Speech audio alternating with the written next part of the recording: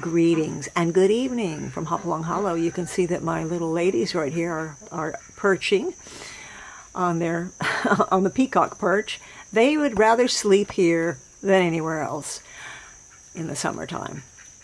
Anyway, I want to thank you first of all for all the comments that you gave me on the last video. I can't believe there were over 600 comments in reply to my questions that I was asking. And I certainly appreciate all your input. I think I have the absolute best subscribers and friends out there in YouTube land. And I think you're all great. Rest assured, I'm not going anywhere. I'm not going to stop doing YouTube. I have no intention of doing that. I enjoy making videos. I can't make as many videos as some would like. If I can do one a week, that's a lot for me. So I will just continue on the path that I've been going, and hopefully that will be enough. So I want to start out by going back about 10 days. We're going to go right into the herb garden and talk about what's been going on in there. We've got a special focal point going on in the herb garden, and I want to show it to you. And then I'm going to show you what happened when the maple tree was cut down. Our big, beautiful maple tree was removed about 7 days ago. And it's made a big difference in the yard. So I want to show you all the things that had to be changed because of it. We were in a thrift shop and we found this old 1930s crane pedestal bathroom sink, which is in really great condition. And the last thing I need is a sink. I've got all kinds of antique sinks here in the house, in the bathroom, and in the kitchen, and in the potting shed, the potting bench on the porch. So I really didn't need one, but I'll tell you what, this was in such a good shape, and $50, I thought, I'm going to find a place for it. So I did. So what I did is I decided to just put it in here in the herb garden. I removed the large herb urn that was in here, and then I asked on Community Post what you thought I should do with this sink. Now, I really thought of many different things. A bird bath, maybe a fountain, just fill it with soil and flowers or pots. And most of you, I got a lot of good suggestions, but most people wanted this to be a bird bath. And I thought that was a great idea, but then I eventually settled against it. Number one, we have a dry creek over here, which normally, when it rains, is full of water. The birds have plenty of water. We also have a stream that runs in front of the house. And also, there's another bird bath. Sorry about this. This isn't doing what it's supposed to. We have a bird bath right over there in the middle of the shade garden. So I really didn't need another bird bath. And not only that, I wanted to do something to make this fit in with this look here in this garden. This has got old bricks, clay pots, willow baskets that I wove for the plants, and it really had to fit in. Now, this is not something you can put smack dab anywhere in the middle of your yard because it's really going to look out of place. And as it is, it does look a little out of place, which is another reason I decided not to use it as a bird bath. Rather than a bird bath, I decided to put clay pots inside it to take on the character of this garden. It kind of looks so out of place, just that big white thing sitting in the middle of this kind of rustic looking old-fashioned space. So we really needed to incorporate the clay pots into it to give it a more antique look, and although it is an antique, but more of a cohesive thread here in this garden. I film this garden several times a year because it does change a little bit from year to year. As a matter of fact, it was just this year that we put in the Victorian antique fence. I also built part of this fence myself, and it used to be surrounded by wattle fence. Then I made the woven baskets here, 4 of them. This is kind of a symmetrical space here with triangular divisions, and I've tried to space everything in a very geometric way. Normally not how I garden, but many things that we've got in here. We've got some herbs. I've got a Russian sage. I don't know how well this Russian sage is going to do here because these like a lot of hot sun, and I'm still here with this shade. Peppermints and mints really need to go into pots, otherwise they'll spread throughout this whole garden. The only mint that I don't really worry about doing that is my Nepeta, or my cat mint over here. And this one looks a little bit dry. It seems to be a lot more tame than most mints, and it behaves itself pretty well. Over here we have some lamb's ear and garden sage, cilantro, and parsley. The bee balm has already bloomed and is dropping seeds. And this is a space where I had strawberries, but I pulled them all up and moved them so that I could plant lettuces in here, because it is August, it's mid-August, but you can now plant things like spinach, lettuce, chard, peas, even beans. All sorts of things can be planted, and because the lettuces do not require full sun, in fact they prefer 3 to 4 hours of full sun each day, which I can get here. That is why I've decided to plant them here in the herb garden, so that we can have lettuces at least for a couple more months. They germinate pretty quickly and grow quite fast. So let me show you what I've chosen. I've moved strawberries in here, and we have lots of little English thyme plants, and lots of basil, different kinds of basil. I honestly can't think of anything. I can't think of any herb, with the exception of rosemary, that smells as good as basil. I just like to pull it off, crinkle it up, and just rub it on my hands because it is such a wonderful scent. I just love basil. I don't really like to cook with it that much. I make a few things with basil, but most of all, I love the look of it in the garden. It is also a nice filler to put in with a bouquet, and it's just so scented. It's so lovely. Here we have some lemongrass. That's another one that I didn't want going crazy all over the place. So this garden is probably about 12 foot square. It's very small, but look at all the herbs and the interest and the pattern that you can get in such a very small space. And herbs are just so easy to care for. Along the outside edge, the daffodils were growing here in the spring, and now we've filled it up with some pots of lavender, which, as you can see, are doing pathetically as usual. My lavender just does not do well. Okay, and down in here in the small bed, a number of small plants are still growing here. Calendulas and violets, pearly everlastings. What else? Some sages. I know there's one more thing in here. I put lupin seeds in here in the spring, and they just didn't do a thing. Stella, what did you just do? Stella just knocked over my pot. I hope she didn't knock everything out of it. Stella. Over here is another pot. And this had sweet peas growing up in the spring. It was really, actually, it was in the center of the herb garden.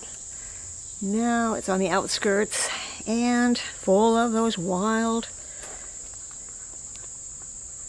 violets that we get everywhere. But I think this would be a great pot for nasturtiums. Climbing nasturtiums, because they'll climb up this rusty trellis. I guess Estella thinks this is going to be her bed, but Estella, it's not. You can't have it. You can have it for a few minutes. Then I want to fill it up.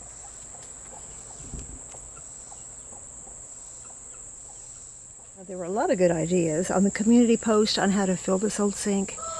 Fountains, bird bath, just fill it with soil and plant in it. And I just decided to put pots, pots of herbs, because for one thing, I want to put the mint in pots because it spreads. If you put it in the ground, it spreads too much. So we've got a lot of mint here. This is, of course, the dreaded lemon balm. It's only dreaded if you put it in the ground and it spreads all over the place. Here we have some spearmint. This is orange mint. That's a new one for me. And there's so many different kinds of mint. This is just an English thyme, which will probably end up going into the ground. Temporarily, there's some rosemary here. And there's a pot of chives. I think this would be equally beautiful if it were just full of succulents, pots of succulents, which was also a great suggestion. But I think if you put one of these sinks in your yard and you put it in the right place, it doesn't look tacky. It looks like it belongs. And it really does look like it belongs in this herbal garden. I think it's a great accent. And I'm really pleased that we found it so cheaply. Yeah, I can definitely see this filled with succulents as well. Succulents or, nasturtiums, plants that just pour over the side. This would be a good place for my creeping jenny that grows everywhere. That creeping jenny would be very pretty, climbing over and falling down the sides of this old sink. What do you think, Estella? Estella has taken to our place really well. As you may know, we took Estella in when Nancy moved out of her big house into a care facility, and Stella needed a home, so we got this delightful cat, and she is really a wonderful cat, full of personality. Now it is late afternoon right here today, and we're looking at the back of the pedestal sink that we put in, and you can see that it's got that where the sink would be pushed up against the wall and the plumbing would be connected into the wall. You can see that it's rather ugly right there, so I'm trying to do things to camouflage it. I put a vine plant in a pot down inside, and I'm hoping that as it grows, it's easy to water in there, but it's sort of a shade plant. And as it grows, hopefully it will I'll be able to twine it and train it around that pedestal base and hide some of the back of that. It's much prettier from the front. But in the long run, I did decide to put, for now, pots of herbs in the sink, simply in clay pots, rather than turning it into a bird bath or a fountain or planting directly in it with soil. I thought this would be a lot more in keeping with this Victorian look right here.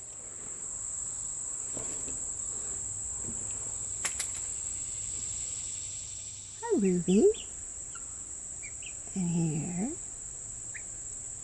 Butterball. Hi, Butterball.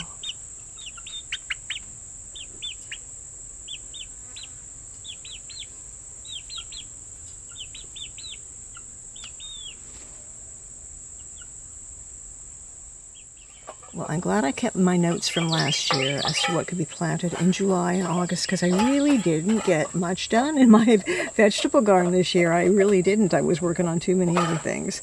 And so it was a real disappointment. My corn right now, it's pathetic. I wouldn't even want to show it to you because I bet it isn't more than 15 inches tall. But then again, I'm not really much of a vegetable gardener myself. I try. So anyway, let me tell you what sorts of things I'm planting here. Okay, you're making a lot of noise over there, Lee. We've got some black seeded lettuce and some mesclun lettuce. That's like a hot spicy mix. We've got arugula, some chards, and some red lettuces. I'm also going to seed a little more cilantro in there and a little more, parsley, yeah. So those are things that should do pretty well in this little section of the herb garden, and I'm just going to seed them in there, keep them watered every day, and we should be able to get some nice fresh lettuces and salads over the next couple months. I want to reintroduce you to this book that we've used many times before, called Herbs by Emily Talley and photography by Chris Mead. This is such a beautiful book, even if you do not want to plant an herb garden, but if you want to cook with herbs, make recipes, decorations, etc. This is a beautiful and useful book. So just for the photographs alone, you will absolutely love it. Tells you all about herbs, how to plant them, which ones to plant, great suggestions and ideas for recipes and teas and potpourri, wreaths. Just love some of these photographs. Let's take a look at how artistic this is. Look at this. Isn't this beautiful? I love herbal rooms. I just love them. So here we are sitting under the pergola at this little 1920s table, and I'm shining this camera up to the maple tree that's going to be cut down in 3 days. I'm enjoying it while I still can. It's provided a lot of shade in this garden and all throughout the yard, and it's such a beautiful tree. It's going to look so strange when it's gone, but I think it's really going to help out this little herb garden here, because herbs do like sun. Certain things that you want to plant in your herb garden can certainly manage, in fact, do pretty well with about 3 hours of sun a day. I'm talking about real sun, full sun, shining right on them. That's about 3 hours. And you can manage like lettuces, spinaches, romaines, what else? Cilantro, actually, and some sages that are okay with that too. But a lot of herbs really need full sun. Lavender, my biggest pain is that lavender. I just cannot get it to love me, although I love it. But a lot of these herbs do need a lot of sun.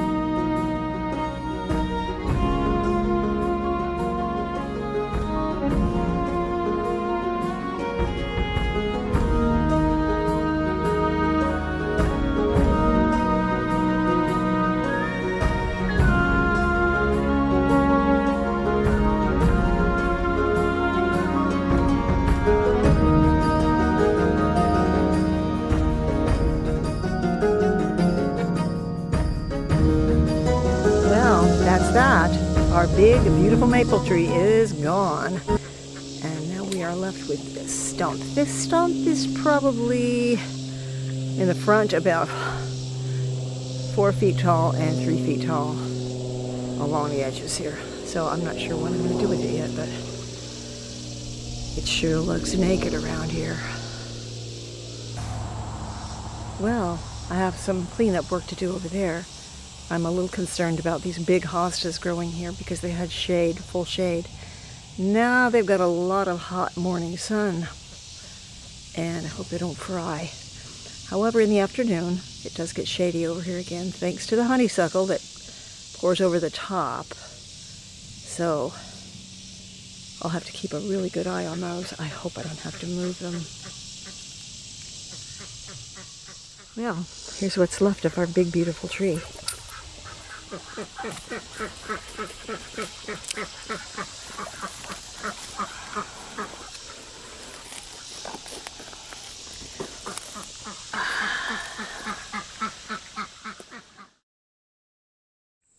You know what? I was wrong. I was absolutely wrong. The tree's gone. You can see the walnut tree beyond there, but that's way across the way. But the great big maple tree was cut down the other day and hauled off. And I still don't have much sun in here. Got a lot of sun in that front garden, but I don't have much sun here at all. You can see why this garden would have changed, because there is the tree stump right there. And this is one of the small garden rooms with a gravel floor. It was completely a shade garden. Every plant in here is a shade plant. Now it's 6 o'clock in the evening, so it's finally getting shady here, but it's been sunny in here all day long, and it's already having a really bad effect on these yellow hostas, which is surprising because they should be able to take a little bit of sun. The heucheras are not liking it much. That one looks okay, but I'm still going to move it out of here. I'm going to move these heucheras as well. You see, the leaves are just 4 days, and the leaves are starting to turn brown. So here's another pot with a yellow hosta in it, and it is just after 4 days, just turning brown on the leaves and dying. So these have got to be transported to another garden. But these little heucheras cannot stay here because they're just already in the sun. They don't like it one bit. They say these can take some sun, but I don't think so. Now the dark-leaved hostas are the ones that don't like the sun. If you get the lighter-leaved hostas, like this one here, they're okay with a little more sun. But these dark-leaved ones, they really, really want to be in the shade. So I'm going to switch places. I'm going to take my roses that are growing in a strip over there and doing very poorly because they don't get enough sun. I'm going to put those in this little corner here along with this wild rose. Trim that thing way down. And take these beautiful, coral bells. I just hate to move them. But if I don't, they're going to be gone, gone, gone. And I'll put those in the shady strip where the roses are. So basically, we're just moving the furniture around. So I have a lot of things that need to be replaced in here because I'm not going to have anything in here at all, except for the bulbs that are in the ground. Now, so we went to Lowe's, and I love Lowe's in the fall because they always have a bargain rack. I got all these plants at the bargain rack for really good prices. Here's a spirea. I love spirea. It will take full sun, and it gets about 4 foot high, which is fine. That's not too bad for me. It's got lovely flowers on it, and it was 50% off. So this big 2-gallon plant, about a 2-gallon, maybe that's 5-gallon. It's pretty big. Probably a 2-gallon. It was about $20. These beautiful phloxes, I love phloxes anyway. They're in great shape. Another wonderful perennial called Sweet Summer Fantasy Phlox. I got these for $4 a pot. I've got 5 of them. I got the euonymus because it was only $4, and it's got some very vibrant color here. It's a nice accent plant, and it will get, oh my gosh, 10 feet high. Not quite sure I like the idea of 10 foot high euonymus. I'll have to figure out where to put that. Then I got this viburnum, which is a pretty darn good size right here. And I got it because I love the name of it. It's called Blueberry Muffins because it produces tiny little blueberries in the fall for the birds and white flowers during its season. And that could get to be about 5 foot to 7 foot tall, so that can go in the back. I'm not trying to replace the tree by any means. If this turns into a sun garden, it's going to have to remain a sun garden for quite some time. So I think also some geraniums would look really good in here. And I'm thinking maybe I should put the roses up here as well. Now that I've removed all the hostas and the heucheras out of these pots, I have some empty pots here. It's very hot here. It's very sunny here now. I'd love some geraniums, put some more geraniums in here, but they won't make it through the winter, of course. I think succulents are the best plan for this section because succulents will fill in pretty quickly. They don't mind really, really hot temperatures, and they like to be in pots. So we'll just fill those with succulents and liven this place up again because it's looking pretty sad right now. Oh, I nearly forgot to show you this. This is a headboard and a footboard for an antique iron bed. Picked it up at the antique store today for $35. Oh, I love it because it's got a lot of green on it. But we're not using it for a bed. We're going to use it in this garden room as a backdrop or a trellis for the phlox. So I'm going to put that into the ground as well. Okay. At this point, I'm just arranging the pots to see where I want to place these plants. I'm going to put these 5 phloxes, because these are short phlox. They only get 24 inches tall. I'm going to put those in that row right there. Underneath are bulbs, daffodil bulbs, all kinds of spring bulbs grow underneath there. Last year I put in foxglove and hollyhocks. Oh, they just did terribly here. Every one of them died. So I do kill a lot of plants. And then I put the spirea over here in the corner, and it'll get probably no more than 4 foot tall and about 3 foot wide in a nice compact mound. Kind of a messy mound, but a mound nevertheless. I really do like the look of the iron antique bed headboard and footboard. I think it looks really, really nice. Now, it'd be great as a trellis. It won't be a trellis, though. I want it to show. I don't want it covered in vines. So these perennial phlox that are going to be put in front of it, they only get to be 24 inches tall, and the spirea will not get bigger than probably 2 to 4 feet high. At least that's the case with the other spirea in this yard. And behind it, in that really messy garden right there, a lot of tree limbs had fallen in here, so it's really quite a disaster at the moment. Needs a lot of cleanup, but it has gooseneck loosestrife in it, and perennial sunflowers and daylilies, and they're fairly tall, so they will be a nice backdrop for this pretty cool piece of garden art right here. Now, as I mentioned before, I bought all these plants in here on the discount rack in Lowe's, and originally this one was $13.48, and I got it for $7. I think I said $4, but it was actually $7. So it was 50% off on this plant. And so what I'm going to do is check it out, give it a good whack on the bottom to loosen it up. This one's in there pretty tight. And then pull it out. That's good. And then it's pretty dry. You can see how dry that is. Loosen up the roots and just keep all this organic material to fill in your hole, your planting hole. You can see how dry that is. But I'm going to put it in the pot, the little hole here, and loosen it all around the sides, so those roots can just spread out. Pop it in your hole, and then give it a good drink a couple times. I'll give this a good drink a couple times until the water goes all the way down, and then I'll do it about 2 more times just to make sure it has a nice long drink before I put in the soil.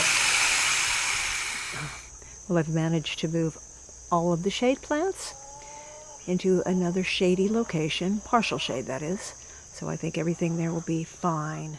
I removed 3 roses out of this really shady strip here and replaced them with the coral bells and moved the roses up to that new sun garden. So now here we are left with a very sad stump where once was a majestic maple tree.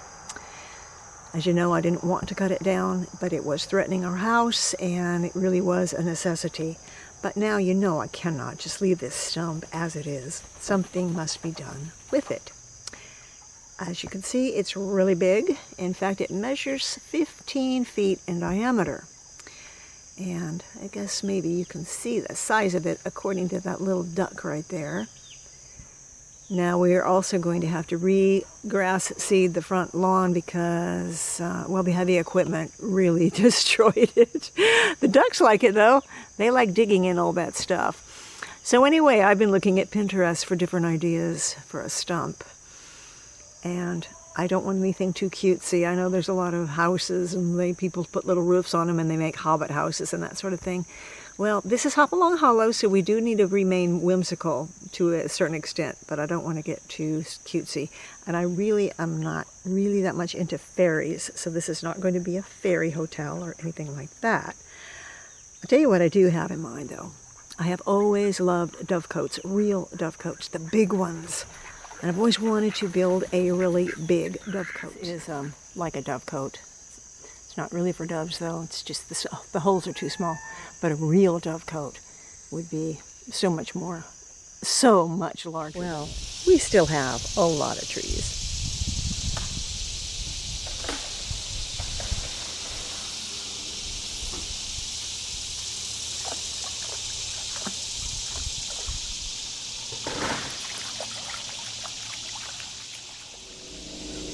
So here you can see the lay of the land a little bit better. The formerly shady garden is now full sun. And if you look back there and you follow the little brick path, you can barely see the white sink under the pergola in the herb garden. Still shady. So this is where we stand right now. There's a lot more that needs to go into this garden, but I think this video's been long enough. So we will see you next week, and we will do some cooking and make some garden markers. From Hop Along Hollow, this is Jerry. Thank you for coming.